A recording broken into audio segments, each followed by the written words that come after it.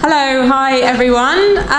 If you could take a seat, that would be great because we're going to get started right now. My name's Daniella Vega.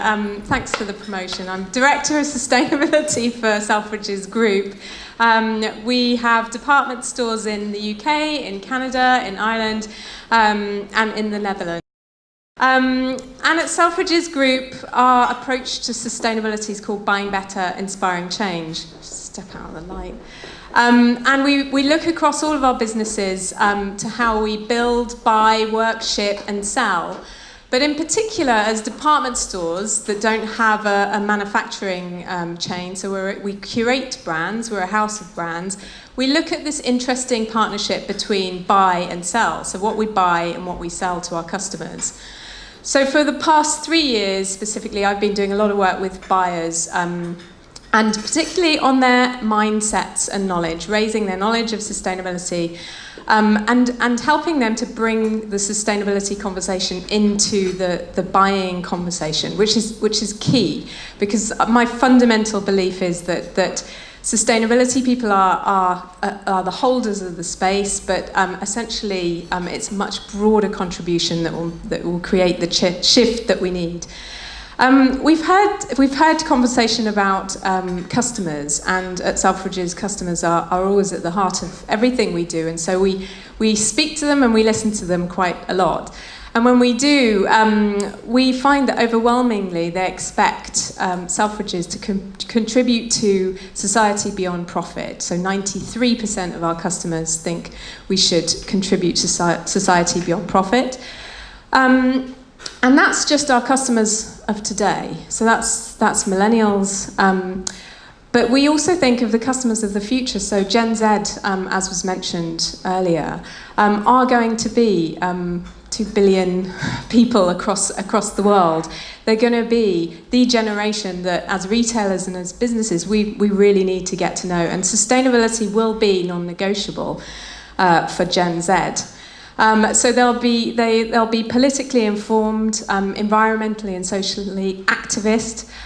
So the warning for businesses, I think, now is to engage with this group of people in the future. We need to know them now, and we need to start communicating. So when looking at what sustainability means business, does sustainability mean business? It's a massive question. So for today on our panel, and I'll introduce you to our esteemed panel in just a second, I want to break it down into 3 lenses.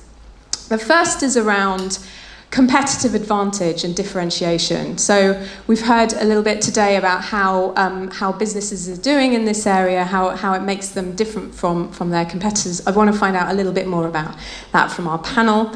The second one is around risk. And so my question really is around, are businesses going beyond what they're required to do? So are they going beyond regulation and using that risk lens to become more transparent? And then my third question, which is an area that I'm most interested in, is how then are businesses acting to create this shift that we need to see, this systemic change that we need to see? And with our businesses in the luxury industry, this is really tied to consumption. So those 3 lenses I'd like you guys to think about, and our panel to think about as we go into this. So without further ado, I'm going to introduce my panel today. So we have Sarah Rotheram, who's the CEO of Miller Harris. We have Pierre Alexandre-Bapst, who is the Chief Sustainability Officer at Hermès. We have Janice, who's the Director of Sustainability from Peninsula Group, and we have Mark Ferguson, who's the Founding Partner and Chief Investment Officer of Generation Investment Management. That's potentially the longest title I've ever come across. So my first question to the panel, and I'd like to start with you, Sarah, if that's okay, is what are businesses, and particularly your businesses, what are you doing within your business to make it more sustainable? What are the opportunities, and what are the challenges that you face to implementing a sustainable business? Okay, rather a long question. So maybe I should just preface this by saying that I've been the CEO for 18 months. So I'm relatively new to my business. And hopefully when I tell you some of the things we've done, it sort of puts that a little bit into context. So we're a luxury fragrance house. And in the last 18 months, I think I started with the things that I thought were the most achievable for us to implement. So I started by simply our packaging. So we're now at a position sort of 18 months in where our packaging is generally 50% made from recyclable and it's all recyclable. So we really work with what I call the 3 R's, which is how do we reuse, how do we use recyclable materials, and how do we recycle? And we've taken this approach because, you know, obviously it's costly for me to completely transform all of our packaging, so we've had to sort of drip feed this in to a point where I feel quite comfortable that we've sort of addressed the more obvious cardboard, if you like. But maybe I should give you a couple of specific examples of what we've done over the last year in particular. So back in May, we launched a collection of fragrances that was inspired by foraging in London. And we literally went out, you know, perfume quite often is inspired by something that's on the top of a mountain. But actually there's something about the beauty in the city in which we live. So we went on this journey to explore, you know, London. London's 47% green. And my husband now calls me a corporate hippie because I'm a huge fan of nettles. You know, and it was really looking at food and plants and how do we intertwine this. But the packaging that we launched that in is made from recycled London plastics. It's a company called Smile Plastics, and the base of our perfumes are made from recycled London postcodes. But you know, the thought process really was reuse. They're too beautiful to add to landfill. There's something about them that makes you want to keep them. I've got mine on my desk with business cards in. You can plant them. They've got another use beyond buying perfume. And for Christmas this year, I mean, we really sat back and looked at Christmas, and in our industry in particular, it's Christmas coffrets, it's cardboard, it's plastic. And on Christmas Day, I'm sure you all sit there and see that pile of wrapping paper. You know, it's a huge waste. So how do we, you know, gift giving in the fragrance industry is huge. We can't afford not to do Christmas. So we challenged ourselves, how do we do this in a luxury sustainable way? So please come in and see us. It will be in stores as of next week. But we're wrapping this year in 100% silk scarves with a, you know, gorgeous pom-pom on top to make sure it's very British because we're a London house. But the idea being, and our whole campaign is the gift that keeps on giving. So, you know, my dream when we talked about this project with the team was that scarf's so beautiful that you would wrap the next gift. You don't throw it away, you keep it and you wrap somebody else's gift, or you would wear it. And hopefully your daughter might inherit that scarf because it's so beautiful, it won't go anywhere. And similarly, the pom-poms, you can hang on your tree, you can hang on your bag, you can pass on to somebody else. So the way we approached this was, let's not add to landfill, let's make something that's so beautiful that it becomes reusable. And obviously within that supply chain, we're making sure that we tick our sustainability boxes along the way. So I suppose for us, 18 months in, it's one step at a time. And then I could go on because there's lots of other initiatives we're working on, but I think they're two quite good examples. They're great examples, thank you. And I think back to Arizona's point on how you make a brand and a luxury brand sustainable, it's a brilliant example of that. So it's not just a focus on cutting waste, it's using waste from the Smile Plastics to make a premium product. Actually, Smile Plastics then recycle the plastic again. They take the plastic back, which is great, so it's completely closed loop. Amazing. So Pierre, Alex, Hermès, obviously an absolute luxury brand and known for craftsmanship and quality. Can you say a little bit about how sustainability is realised within your brand? Okay, thank you. So sorry for my English. Obviously, I'm not native, so I'm sorry for your ears. But I try to make me understandable if I can. Well, I have the chance, I would say, to work in a company which started 1837, 3 centuries ago. We are now at the 6th generation of shareholders and management team from the same family. So this is somewhat a basis for discussion on sustainability. And when you look at the way to think about it, we have been looking at this very particularly, and we found that the basis for our sustainability and sustainability itself was a business model. And our business model is based on craftsmanship. which makes us a little different from many other businesses. Dealing with environmental stuff, social stuff, or community relation with your community, when you're talking and working with artisans, and we have almost 4,000 artisans, meaning workers working with their hands every morning in France. It's a very different story. Talking about the materials, wasting a material, for some company, it's a statistic problem. For a worker, an artisan who is putting his heart in the product he or she's doing, it's completely a different story. Talking about making things sustainable and what's behind you sold your product, it's different when you're just surveying a big production chain, or when you are putting your stamp on a bag you're doing, and you know that this bag, after you've done it, will have a life, and you might be interested in the future life of this bag. So the mindset is very different, and my answer to your question about what is important and how can we move forward, it's thinking about our business models, about industrialization, about mass production, and maybe for us, the key success factor in here, provided as well that we have not such a big impact on environmental stuff, is that we focus on the real implementation of something which talks to our craftsmanship spirit, including this sense of responsibility. We are talking about corporate social responsibility, but for us it's the responsibility of our craftsmen and our people by extension. They feel responsible about the material they use. They won't use a bad material by themselves. They don't do that because it's somewhere in the newspaper. They just do that because they don't feel to do it like that. When talking about waste management, same issue. When talking about how to deal with their workers and the working condition, that's their daily life. And I think that's part of what makes the system sustainable as well, is to have people happy at work, which is what we try to do. And also the relation with the community as well, the communities, which is a third pillar of what we're doing.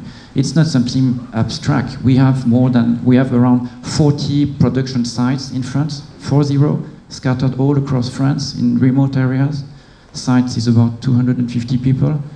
So when you employ 250 people in countryside where the nearest town has like 3,000 persons, that's a hell of a responsibility and a hell of an implication you can have in the community life and work. So this model is the Hermès model, and that's why we are proud of it, and that's how it's connected to sustainability globally, and mainly through this personal and human implication in all these aspects. So a clear focus on quality and craftsmanship and longevity. Exactly. Lots of luxury brands say they're focused on those things, but with Hermès it is quite different, isn't it? Mm-hmm. Could you say a little bit more about your relationship with your suppliers that makes it different? First thing which makes it different is that we do manufacture ourselves, like I would say 80% of what we sell. So that's a huge difference. And so when I'm talking to my peers who are dealing with tremendous problems in auditing large supply chain across the globe, fortunately, I'm not in this kind of problem. But here again, the supply chain we are and our suppliers are mostly very close to our site, or France, or nearest Europe. And the idea is to have as close as possible relationship with them, so we can help them develop their skills in a sustainable way. And that does not started when sustainability was a fashionable topic. It has started a long time ago. A sustainable way, because it's already difficult for a big company to think about environmental problems, and you know that for those of you operating in Europe, that the regulations are very strict, so that is setting a level which is very high, plus the social stuff. So for a small company, it's really hard. And we try, as well as we do for quality, to help them move forward and to be faithful in what they do. We have an average relationship with our top 50 suppliers, which is around 20 years. And I can give you an example of suppliers with whom we have been working for before the war.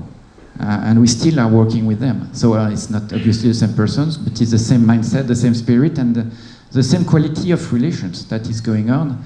And in that sense, we try to diffuse our sustainability ideas or principle or values based on this craftsmanship mindset to our close supply chain. Okay, thanks very much. Janice, I want to just come on to you now and ask you a little bit about the luxury hospitality sector. What are the key challenges? Is it a mix of impact and then experience for customers? How are you implementing your rather robust sustainability strategy? Yeah, it's in hospitality. It can be my day could be talking about what we're serving our guests, food, F&B, food and beverage, to our staff. We have around every hotel that we have around the world is around 500 staff, and we have an obligation to them plus their families. So there's both the social side and the environmental side. It's very challenging. I'd say people think it's glamorous that I get to travel and stay in these wonderful hotels, and yes, that's the pro of working. On the con side, it's when we spoke to our guests, they said they were not. When we said to them, look, these are the things we're doing on sustainability, and they looked at us, they weren't totally impressed. They were like, you should be. I'm paying you this much money, more than a regular 4- or 3-star hotel. I expect you to not have child labor, to take care of your staff. So it wasn't like, definitely that's awesome. They were just like, we want to know what you're doing, but it's already expected. So if they're paying that premium, they're expecting that we're not doing it and somebody's paying that cost, if you like. So it's been challenging, and also because there's so much disruption going on in the hospitality industry. Airbnb is one of them. And so we're trying to figure out how can we tell our story. We are a brand which has to follow the law. I mean, if you don't, you will get sued by the communities you live in. So we have to follow health and safety regulations. We have to ensure that our staff at least have a minimum wage. In our case, we pay more than the minimum wage. Those stories are not sexy, I'd say, and you can't translate it on paper. So we're trying to figure out it's also about telling that story. It's very, I'd say, one of the most challenging things I have to do in my job, because what we found is people still don't book because we're sustainable. That's such a niche market. In order to truly mainstream sustainability, it has to be part of the brand. And we're not as old as Hermès, but we are 150 years old, and also 4th generation family. So that helps in that way. People always ask me, is it much easier that you're family owned? Definitely, because they truly believe in long-term, they think in generations. That's how they think, and they're always thinking, I don't want to be the generation that doesn't take care of this asset for the next generation, and that's so much aligned to sustainability. So yeah.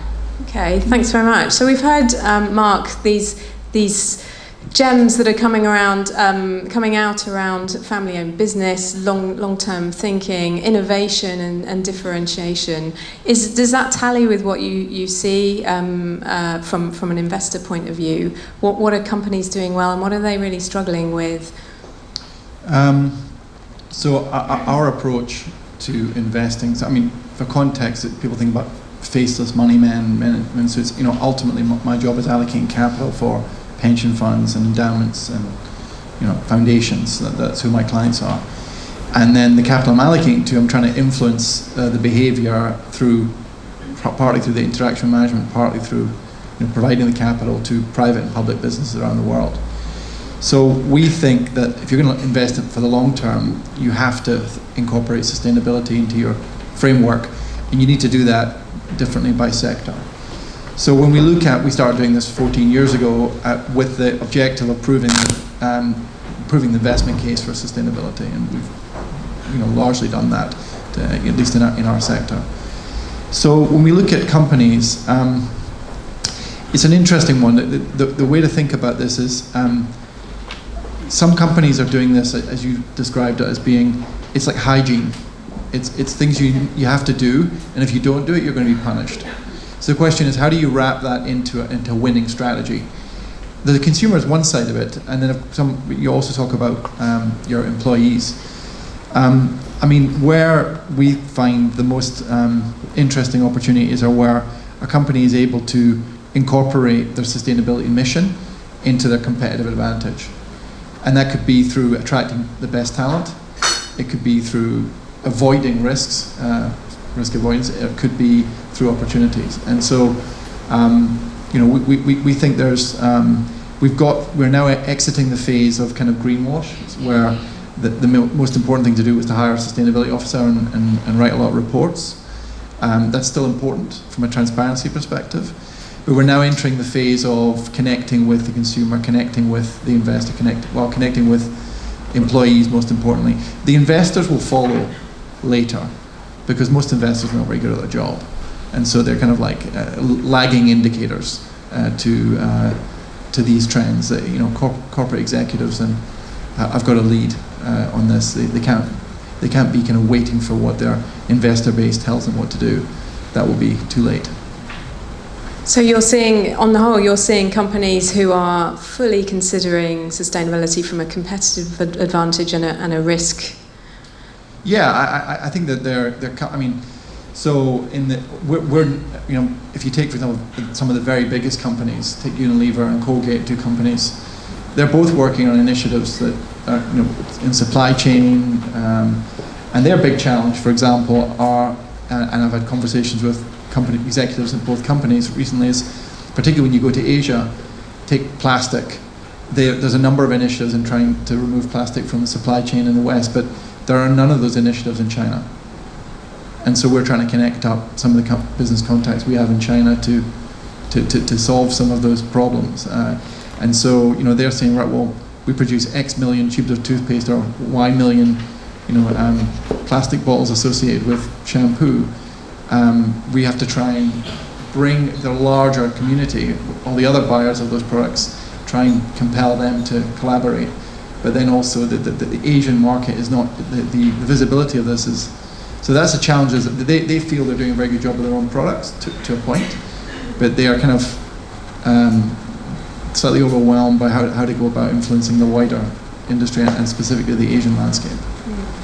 So that brings me on to my second question to the panel, which is really key and is about changing the system. So it's great that we see more and more businesses tackling risk and using sustainability as a differentiator, but we can't do it alone, can we? And so.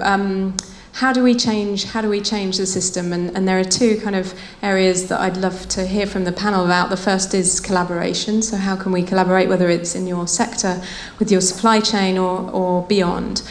And then the other is communication. So bringing all of our stakeholders, from our customers and investors to our team members together with us. So I'd like to start with you, Pierre, Alex, if that's okay. So what's the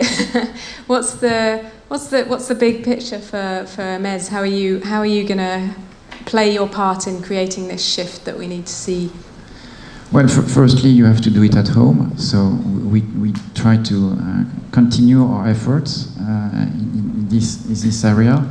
And as I explained, since our business model is very much centered around ourselves, the first collaboration is between ourselves and to make sure that we are all playing the right game, which is easy in a sense because we share the same values, and it's really key to make sure that everyone is aligned with the values of the company, which are not so far away from the values of sustainability as we mentioned earlier.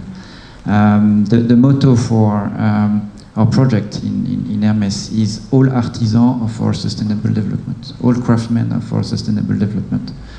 And it's not a kind of marketing logo that we place on paperboards and so forth. We really consider that this is a continuing effort. This is an effort that has to take effect over time, and in which everyone is playing a little part, like the hummingbird story, which is very much applicable for us. And so this first collaboration, it's internal, and the first conviction effort we have to do is to help the people in the transformation. It can be the one using the materials, thinking even more deeply in terms of recycling or minimizing the use of what we have. And we've launched a program based on an initiative of some people in one of our leather factory to improve the cutting ratio for skin, meaning that you will reduce the amount of waste by the same amount. By the way, we achieved 15% in 3 years, which is a lot of waste avoided in a sense. Or with having more creative persons thinking about it, and that was the birth of Petite H, about which you heard, which idea was to recreate new objects with element of fabrics or materials which might have been left over otherwise. It's having people in the retail stores that accept to think out of the box and to say, well, in Hong Kong, it's renovations after renovations. It's almost impossible to have decent living space for workers there, for salesperson. How do we do? We are trying to put a square in a rounded figure. It doesn't work. So one person said, and what if we were renting apartments close to the stores? End of the story. So we have been doing that for the last 5 years, and now we have close to most of our store an apartment where the workers, they just go, they get changed, you have lockers, a dining table, a kitchen, etc., etc., and it has been implemented there, and now like an oil spill, it's going across all of our geographies, and we are working like that. And then we go to the other circles, and also thinking about collaboration, and on the HR side, I would like to mention the work we are doing with the French agency in charge of unemployed person, because when you open a site in the middle of the countryside in France, what do? You know, in our business, and in particular in leather goods, the schools do not provide enough person to come to our workshops. I mean, 95% of the person that we hire now do not have a preliminary training in leather goods. So we train them ourselves, and we recruit with a diversity which is huge. And we do that with this government body. We have invented with them a mechanism which is called recruitment by simulation, where you are not asked for your CV or your resume and what you've done before. You just come. We have invented some tests. We look at the test. We don't ask you to stitch a Kelly bag right away. No, that's not the point. But we see whether with your hand, maybe if you have some eyes at the end of your fingers, if you can do things properly on time, if you show appreciation to the quality of the material, also talking with more psychologically oriented person, you will be able to live in our small communities, these 250 people that I was referring to. And then we hire people that may come from bank offices, the administration, lawyers, the army, or we have, I think, 70 kinds of jobs that were held before people entering into Hermès, which is amazing when you visit a site, because it's creating a diversity, and that's also part of a living thing which will create this sustainability. So essentially creating communities, Hermès communities, that's very interesting. Family. A broad family. So just very quickly, because I'm aware we're slightly running out of time, I want to come to Janice and then back to you, Sarah and Mark. Can you talk about how you're collaborating beyond your business? Yeah, so we actually are a member of a network called the Responsible Luxury Initiative, and we are the only hotel group. So everybody, our luxury brands like Hermès, it's like Chanel, LVMH, Swarovski, Tiffany. And what was interesting about it is when I shared with them our strategy, it was more like, oh, here's a strategy. And the reason I reach out to them is because they have stores in our hotels. And we share the same luxury customers. And it was interesting because a lot of them are the high fashion brands. And one of them came to me and said, do you know that you use a lot of cotton? And then I said, what do you mean? He said, bed sheets, linens, towels. And I said, oh yeah. And they said I'm not a sustainable fashion person. And this is where the collaboration happened. They said they have so much experience on trying to find organic and upcycling cotton. And they said, you have such a great opportunity. You have cotton in one color. And apparently when you're upcycling cotton, it's hard. You have to separate it by colors. And because we only had one color, it's so much easier to re-yarn it, upcycle it. And so this is now a partnership we're having with some of these brands who've come and asked us about it. And so we're having it re-yarned, doing a pilot re-yarning project in Hong Kong, because Hong Kong is like a textile hub of globally. So they're trying to re-yarn it, and some of these luxury brands want to see the quality, and if the quality is good enough, they will buy the fabric.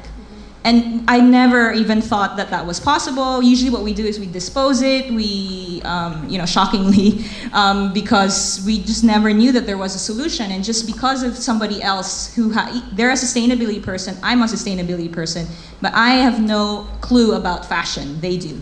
And so through that collaboration, what we perceived as our waste has become someone else's resource. And so that's one collaboration we're working with, particularly on, let's say, our guest rooms. And the other things that we're working on, what we're finding, especially in plastics, is we were one of the first hotel groups to announce our transition away from single-use plastics. We found that we could ban the straws. Actually, that was the easiest part.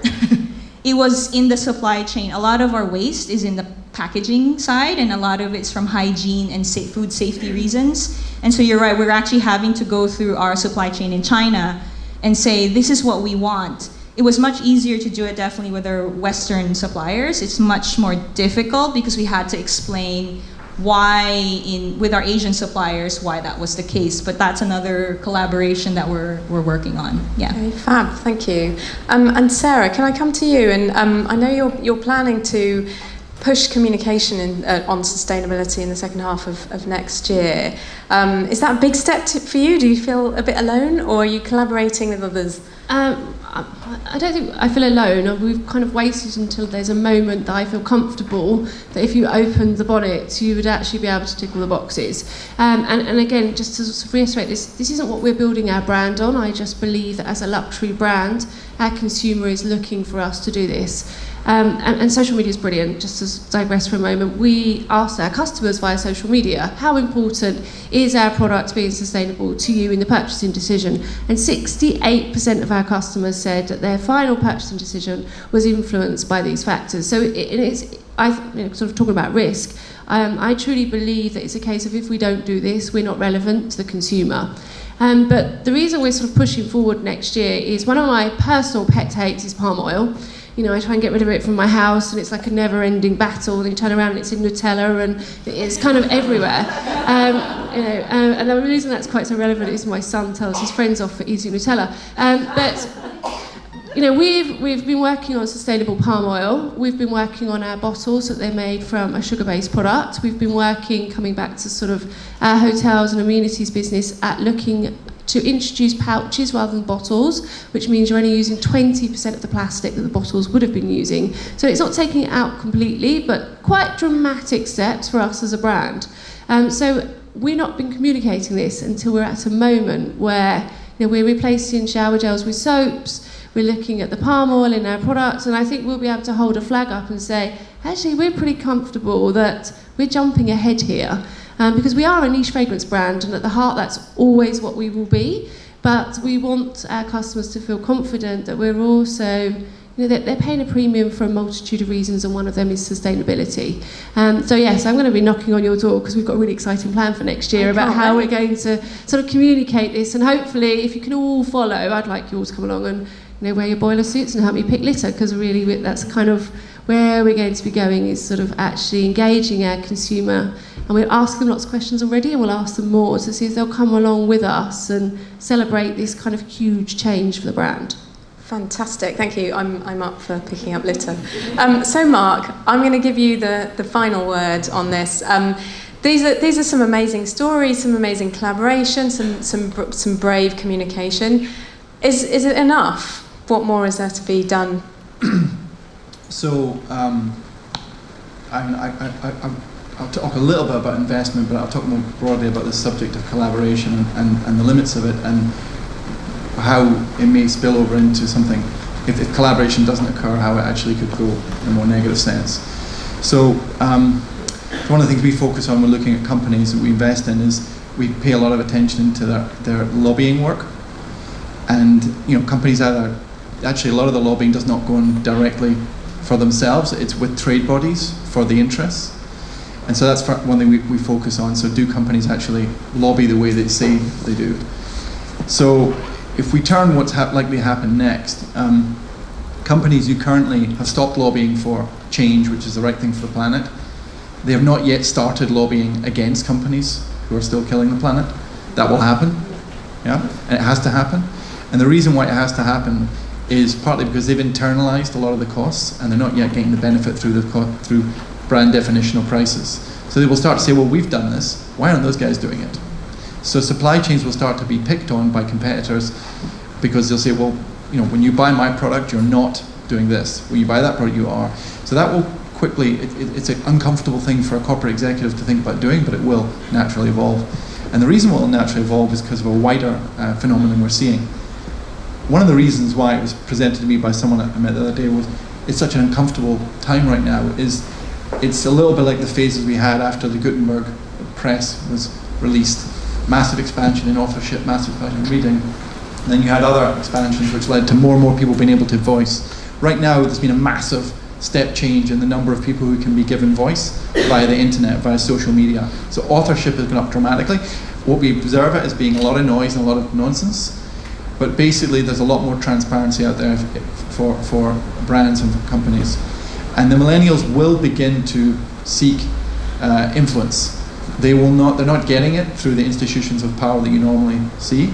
And so you'll start to see more fragmented attacks and fragmented, so if corporations do not begin to put voice around their actions and collaborate effectively for change, their consumers will start to agitate for change and will start to isolate the laggards and pick them apart. And it will be quite a cold, and it will not be a fair battle. They will pick on the thing that does not look good in the press and amplify it.